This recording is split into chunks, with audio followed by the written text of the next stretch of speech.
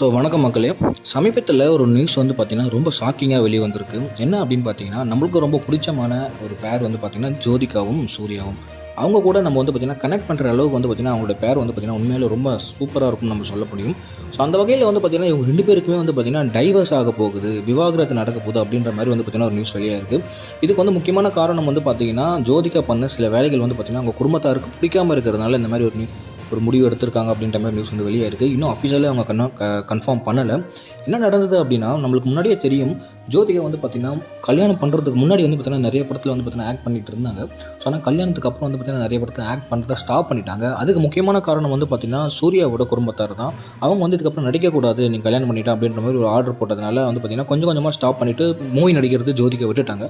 ஆனால் அவ்வப்போது வந்து பார்த்திங்கன்னா ஒரு நல்ல ரோலில் வந்து படித்தாங்களாம், ஒருத்தர் நடிச்சிட்டு இருந்தாங்க. சமீபத்தில் வந்து பார்த்திங்கன்னா என்ன நடந்தது அப்படின்னா, அவங்களுடைய சமீபத்தில் ஒரு பிக்னிக் ஃபோட்டோ வந்து பார்த்திங்கன்னா வைரலாக போய்கிட்டு இருந்தது. அது ஃபேக்னு நிறைய பேர் வந்து பார்த்திங்கன்னா மார்ஃபிங் அப்படின்ற மாதிரி சொல்லிட்டு இருந்தாங்க.